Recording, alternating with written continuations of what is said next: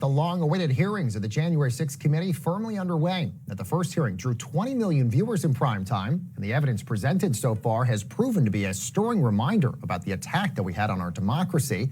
The committee is painting a detailed portrait of what they call a multi-pronged effort to try to overturn the 2020 election, and there's still a lot more to be revealed. So joining us now is Elizabeth Wydra, president of the Constitutional Accountability Center. Elizabeth, such a pleasure to have you here. Thanks so much for joining us. Clearly a lot of incredible, stirring, shocking revelations being released, at least over the course of the last week or so. What were some of your big takeaways from the hearings thus far? I think they've made an incredibly compelling case that Trump knew that he had lost the election and yet continued to say that he had won. He knew that there was no election fraud, that the election fraud claims, in the word of his own attorney general, were nonsense, silly, bogus.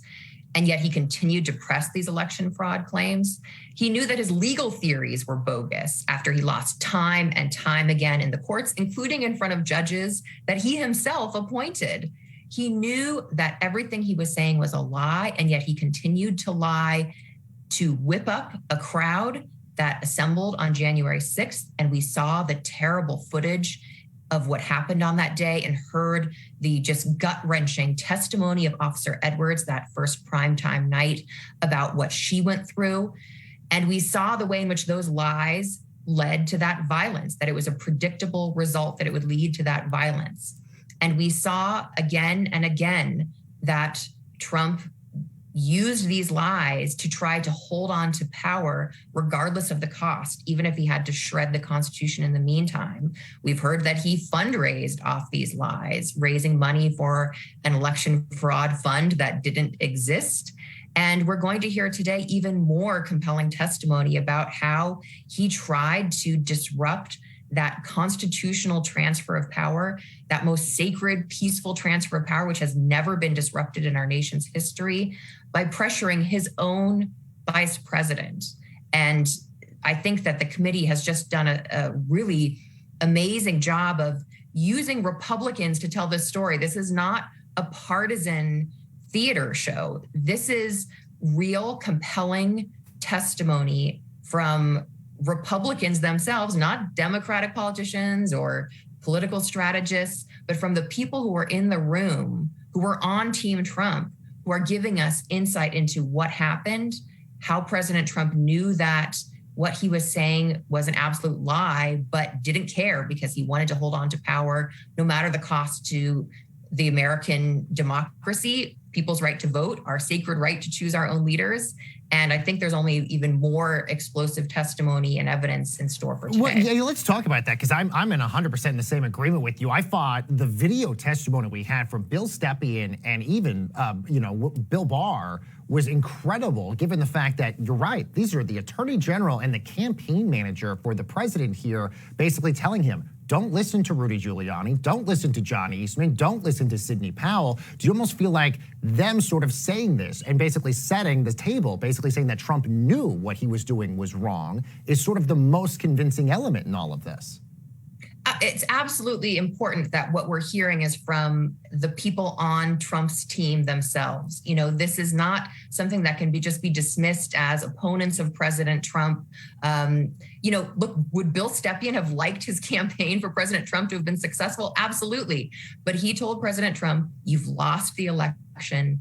These claims of election fraud, these claims that there are votes out there for you that aren't being counted, they're just there. I think he said there's no there. You know, Bill Barr said he would vote for Trump again if he runs. He's not an anti-Trump guy. He's giving these factual pieces of evidence that I think are made even stronger by their fact that people supported President Trump, but they weren't going to go along with his lies, and they weren't going to undermine the people's right to vote in the way that President Trump was trying to do so. They wanted to win for sure, but they recognized that they had lost because the people didn't vote for them.